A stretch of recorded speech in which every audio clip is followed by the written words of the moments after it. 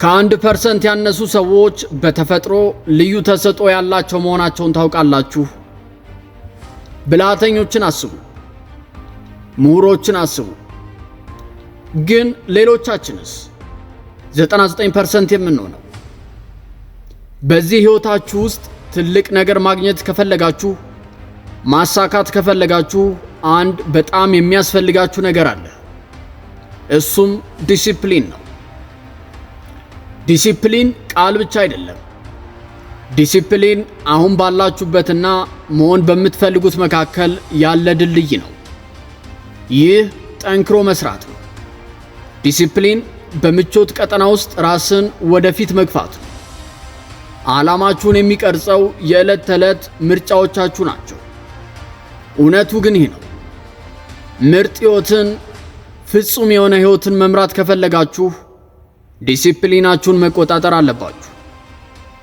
ሰዎች መጥፎ ምርጫዎችን ያደርጋሉ፣ ከእንቅልፋቸው ይነሳሉ እና ከእድገት ይልቅ ምቾትን ወይም ኮምፎርት ዞንን ይመርጣሉ። ከትኩረት ይልቅ የሚያዘናጉ ነገሮችን ይመርጣሉ እና ሳያውቁት እነዚህ ምርጫዎች ልማድ ይሆናሉ። እና እነዚህ ልማዶች ወደ አንድ ጥያቄ ያመራሉ። እንዴት እዚህ ደረሱ? አንድ ቦታ ለመድረስ እየሞከራችሁ ነው። ነገር ግን ወደዚያ የሚወስዳችሁ ምርጫዎች እያደረጋችሁ ነው ወይስ በስሜታችሁ ውስጥ ተይዛችኋል? ምቾትን እያሳደዳችሁና ለምን ወደፊት እንደምትሄዱ እያሰባችሁ ነው? ጠንካራው እውነታዊ ነው። ስንፍና እውነተኛ ችግራችሁ አይደለም። እውነተኛ ችግራችሁ ምቾትን ወይም ኮምፎርት ዞንን ማምለካችሁ ነው። ስንፍና አንድ ነገር ቀላል ካልሆነ ማድረግ የለባችሁም የሚል እምነት ነው። ታላቅነት ግን በቀላል አይመጣም፣ ከዲሲፕሊን የሚመጣ ነው።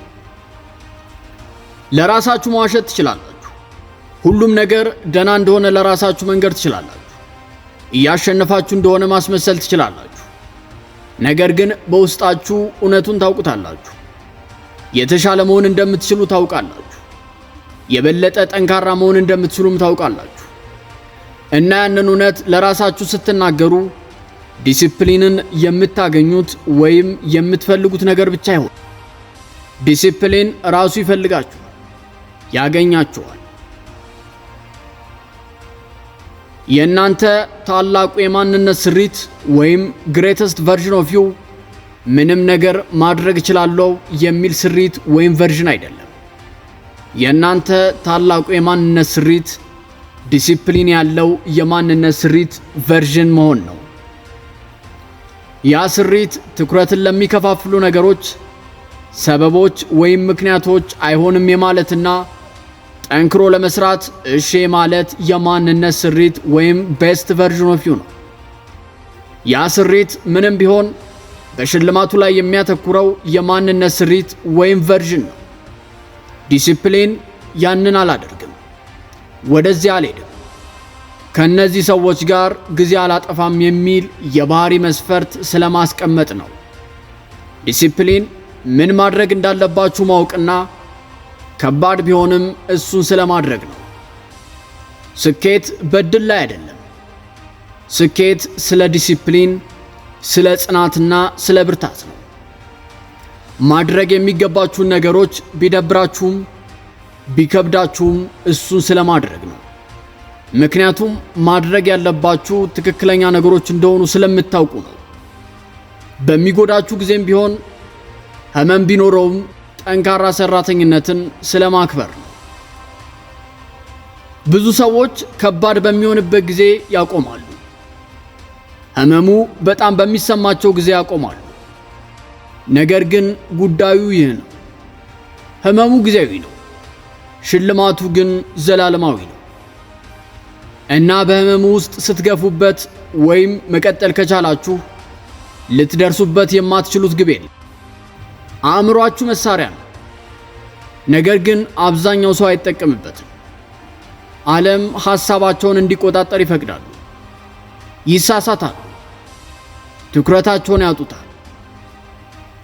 እናንተ ግን አእምሯችሁን ማሰልጠን ትችላላችሁ፣ ወደ ግባችሁ ልትጠቀሙበት ትችላላችሁ። በምትፈልጓቸው ነገሮች ላይ አጥብቃችሁ ልታተኩሩና በጥልቅ ልታስቡ ትችላላችሁ እና እውን ሆነው ትመለከቱታላችሁ። ዲሲፕሊን የሚጀምረው በአእምሮ ውስጥ ነው።